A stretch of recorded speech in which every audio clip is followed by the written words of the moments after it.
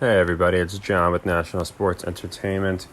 And this one finalized. I wanted to go into our games today.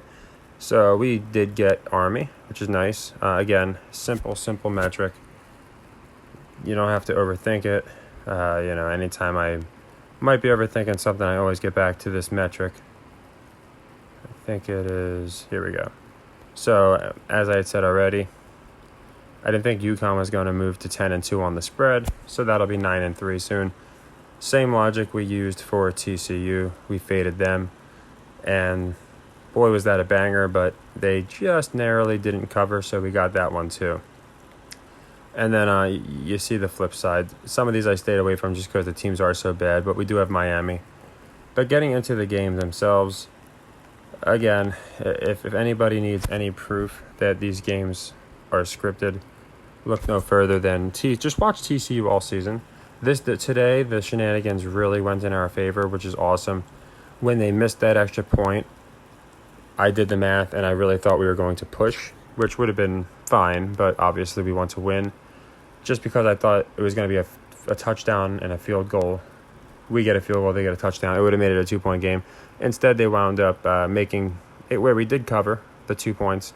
That's why I always say with these kind of metrics, always take the spread. My theory, in the long term, I don't think TCU finishes undefeated.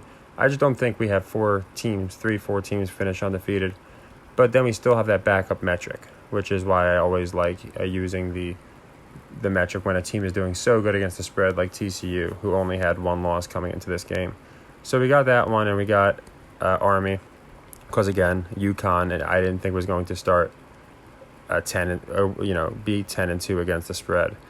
The Houston game is in play.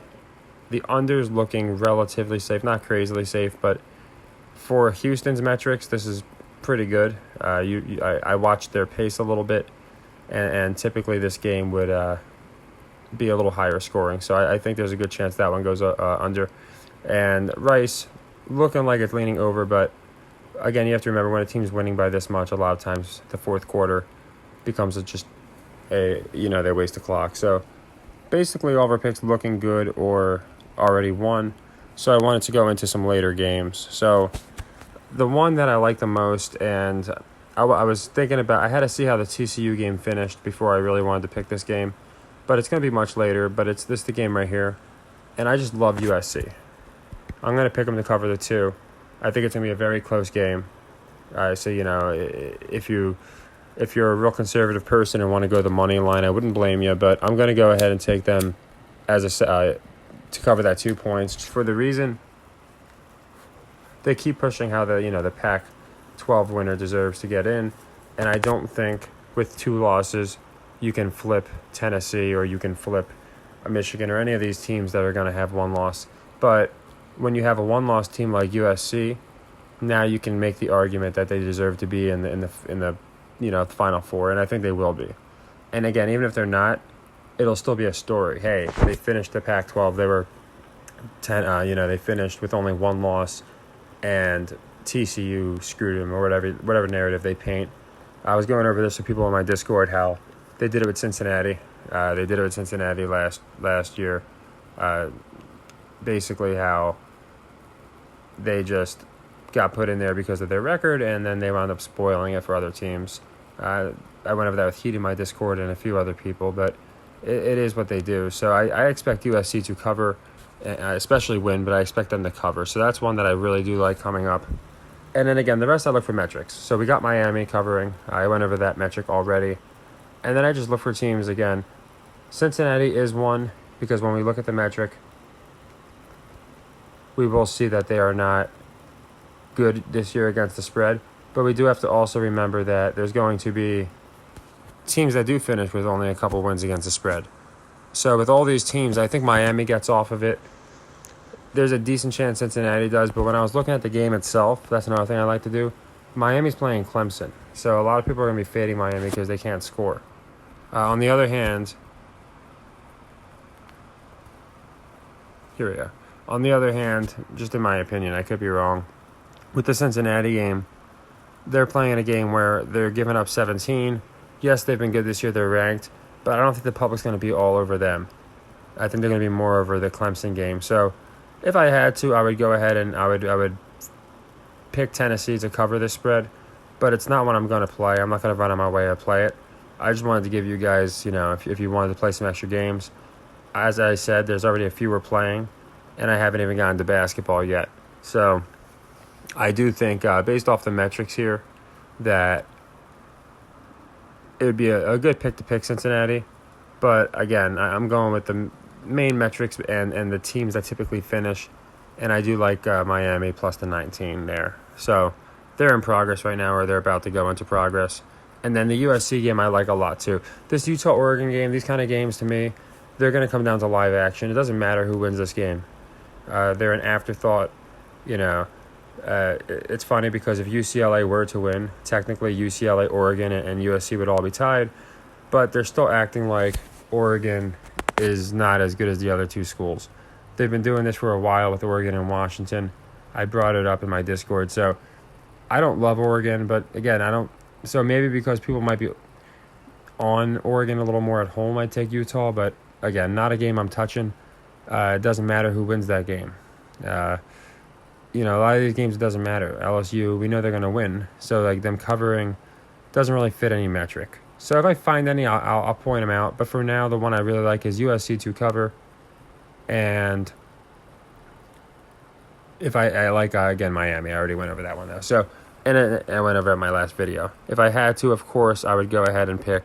Now, I'll go check some over-unders again because we did Houston and them.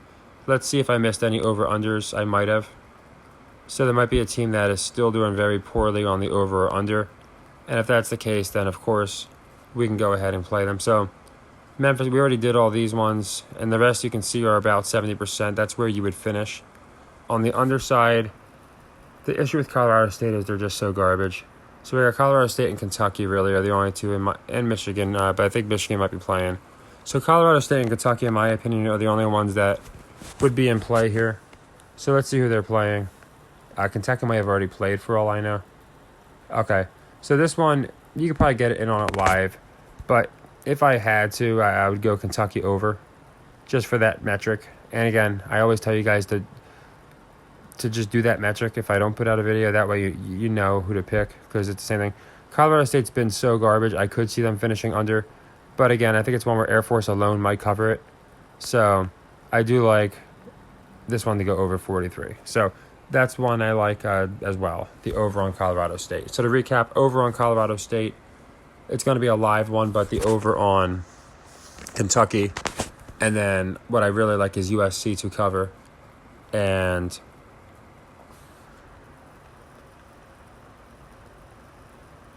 I think that's, the USC to cover is the one I feel the strongest about. So those are the main ones. So let's move over to the NBA. And here are some narratives we can get into. This one keeps moving and moving and moving. So this is what I'm going to do with tonight's game. I like the Wolves, and I think they cover. The problem is the Sixers started off as favorites, and it's moved so much that I think it's definitely to do some spoils, okay? And Portland here, not as much. They opened around 4, now it's 3.5. But I have the same theory that I did coming off of their last loss, and Jazz just got a nice spoil. They're going to, I think, argue that the Blazers have some rest. The Jazz, they've been playing a lot of games, and it's going to be a perfect example as to why the Blazers are going to win. But do they cover? So what I'm going to do is, because I think they're going to do something sneaky here where they move the lines, I feel like something might happen where the Wolves win by, say, 2 points, 3 points. I'm going to take the Wolves, and I'm going to parlay them with the Clippers. That should get us essentially to even money on that. We got that win. That one's looking good, but again, we never know. That one we still got in play, and we got that one. So what I will do is, like I said, I think they're going to pull something sneaky with the Sixers just because of the way they move the line so much. I don't think it's going to move much more before game time because it wouldn't be too believable. There's no reason the Wolves right now, as it stands, you're probably going to get a good bit of money on, in my opinion, on Philly. That's why I think it's going to be where they clip people. This is a perfect example of how Vegas clips people. Let's see if I'm right. So I'm going to go Wolves money line with the clips. So again, the Clippers are obviously bigger favorites, but by adding them into this, we can avoid that little trap, which I think is a trap, and spend a little bit more, but in my opinion, it's just a better value. And depending on your book, you might get a little more for this. They might give you more for the parlay clips. Depends. It really depends on your book, to be honest. But it's going to be close to what we would normally get on an even spread. And then for the next one, as I said, I am going to go ahead and just take Portland to cover. So that one kind of goes against my metric. My metric of teams that are really good against the spread. It just doesn't hold. The reason I'm taking Portland is, again, I think its narratives do reign supreme in the beginning of the season. Really all season. And B, people are going to be on the Jazz. And while the Blazers are doing good against the spread this year, if you go ahead and look at the best teams against the spread, the Jazz aren't doing shabby either. 11-6, 11-4. So, yeah, it's a little more likely that the Jazz would win and cover than the Blazers. But you still have teams like the Kings. So, it's not unfathomable that the Blazers would be 12-4. Speaking of that, there is one I do like a lot here. I like Orlando, and I'll show you why. Someone in my Discord dropped me this alpha, and he just noticed it, and I thought his observation definitely was a good one. Orlando 7-8-1 this year against the spread, and they're playing Indiana, who's 10-4. So again, as we know, these things typically balance out, and because it's Indiana. Okay, so, and I believe they're 10-4. Let me see. 10-4. So yeah, these things typically balance out. The odds of the Pacers starting 11-4, not too likely. Banchero's out. Their team's banged up. They haven't looked good. The Pacers have looked good. The Pacers, in my opinion, are a phony Wizards or a phony Knicks, just like I think the Jazz are a phony Blazers. What I mean by that is people look at the record, they look at the team, oh, they're doing pretty good this year, they're going to be one of those teams. I don't think they are. I think they're just spoiling games, and this is a perfect game where people will probably take them to cover, and I think the Magic will cover that 6.5, and the metric will move better for the Magic. Now, the reason I think they're a phony Wizards is just because of the money. Look at all the money that Bradley Beal has and Porzingis, and then the Knicks just locked up Brunson. So when you do that with multiple players, you're going to dedicate a little more to that team, that market. So I think the Pacers, they don't finish as a play-in type of team like the Wizards or the Knicks will. So for all the different metrics, I like the Magic to cover here. The 6.5, I think that's a good one. That's a first leg. And as I've said many, many times, especially when it really fits a good metric, if you notice, like a team like the Clippers over, by the way, which they're at like 15%, you can always move that to a second leg if a first leg doesn't miss. So this one's going to be a first leg, of course. Most of these are going to be first legs because we've closed almost all of our legs. We've had an exceptional last couple days, and that's what I mean about the system. We could take a 3-4-legged loss and still be in okay shape, and actually in good shape if we account for the last 5-6 days. And that's all we really want, is to always just over time get these. So I do like the Magic there, and this is probably going to be a leg too. So I'm going to put it as sequence 165 for now, but it's a game we've already played. But I think we played it, I'm not sure. But it's just one that the metric's not going to hold on the Clippers here. So Clippers over, I love. And again, I always go by the official ESPN metric because that's the one that the team rankings and all the other ones, like the Associated Press, is the one they all go off. So right now it's at 221. Be careful where that closes. I'm going to watch it for a little longer. You never know if it's going to close at 220, 2.5.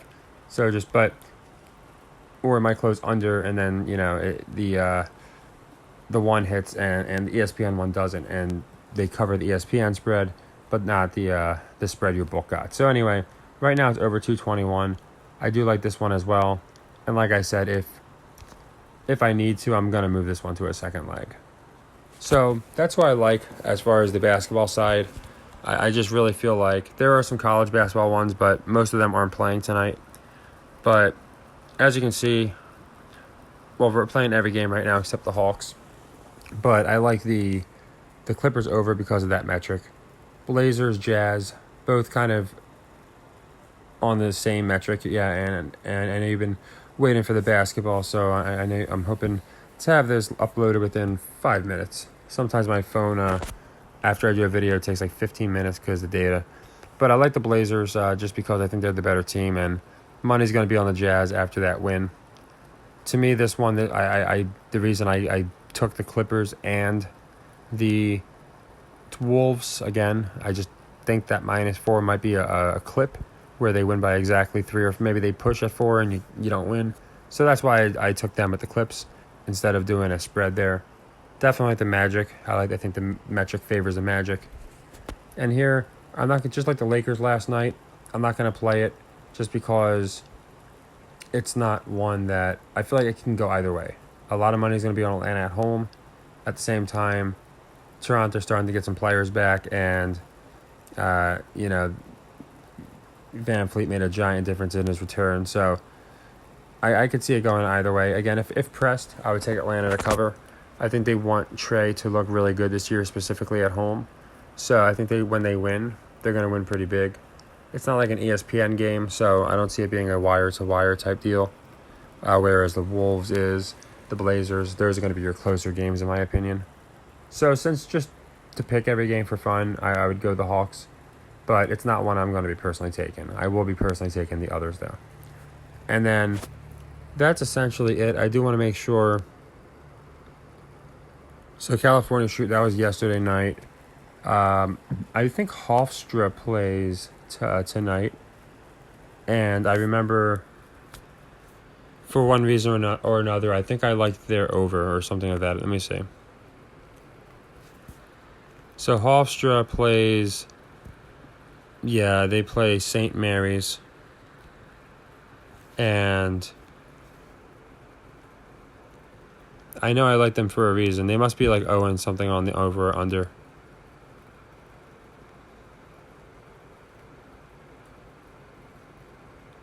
And if any of these other teams that fit the metric play tonight, you can play them. There's so many of them, I'm trying to keep up with them. So Hofstra, I'm wondering why I had them in there. They must be 100% on an over-under, or 100% on, or 0% on against the spread. I just want to find it before I tell you guys to pick. I'm trying to find them in here. Sometimes they get kind of jumbled together. I got to be coming up on them. I know I didn't pass them. So I am presuming Hofstra has not covered an over this year, and that's why I like them. That's the only thing I can surmise. But now we're getting down to teams that haven't played many games, so I'm a little confused. Where's Hofstra at? They got to be in here. Let's check their against the spread record. As I said, I only pick teams that have specific... Sorry about this. If you need to fast forward for a second, you can. Probably got 15 seconds and you'll be where you need to be. By then I'll have found them most likely. They're 3-1 on the maybe it hadn't updated, and that's why I like them on the against the spread.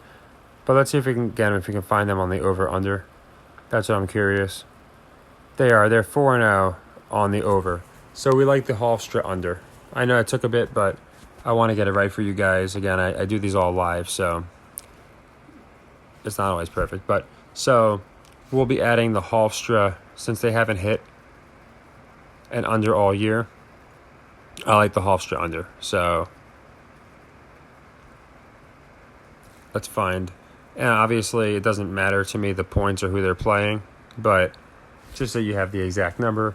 Again, the ESPN spread is the one that matters, so you got to make sure it's that number.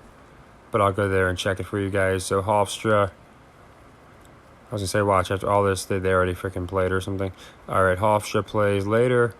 And again, there's probably a lot of other teams that fit a metric. Actually, while I passed them, was Princeton one of them? No. Must have been Yale. Looks like Hofstra plays later. And we are going to be taking the under on this game because they've gone over in all 4 games. So under 139.5. Okay. If you want to look at this, you can. I show it every video since I've had it.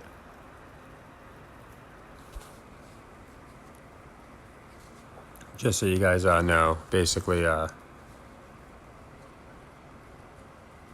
who I like. So yeah, Hofstra, under 139.5, since they've gone over every game this year, I like. And that'll round it out. Sequence 166. I can't, like I said, I don't like having a ton in play, but at the same time, I also like to play good metrics, and these are all great metrics. As you can see, yesterday we did really good with basketball by just doing these metrics. So I know some of the football games might be more fun. Trust me, I wanted to play the Tennessee game, but I got mixed metrics there. So I just want to play the ones that, to me, are 139.5. Okay. We want the official ESPN spread. So, again, these are just the ones to me that all fit the metrics. So we have a lot going on between basketball and college football later on tonight. We still got Miami. We still have a couple in play. And, of course, my next video is going to be going into tomorrow's football games, where I think we have a lot of shenanigan potential. And there are a couple of these teams we've been following. So I'm looking forward to getting into the Jets game. I'm looking forward to getting into the Raiders, Broncos. The Chargers should be a great one. Cowboys, Vikes. So there's going to be a lot of fun games. We'll be going. Panthers, Ravens would be interesting. So I'm going to go into the games probably like time I always do, around 8 o'clock.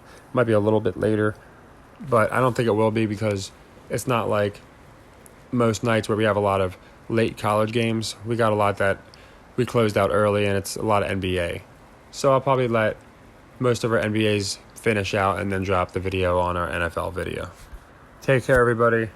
Great start. Awesome day yesterday. We're going to keep it going. Baylor started us off nice, and I think we keep it going. And Army got it done too, which was nice. So let's hope that, and I don't even think it's hope. I think it just, again, the numbers always come through. But I do feel like USC comes through for us. We get our unders, and our NBA schedule is probably not much different than the last couple days. I think we have a good narrative of a lot of these teams. Take care, everyone, and happy earnings. And thank you again so much, everyone that showed the support live. I am going to be going live probably in the morning or night tomorrow. Let me know if you'd rather us do it during like the 1 o'clock games, or during the afternoon games, or for the night game. The night game might be more to talk about, but I understand if people want to go over the early games. There's more games going on. So just let me know in the comments or something. Take care and happy earnings.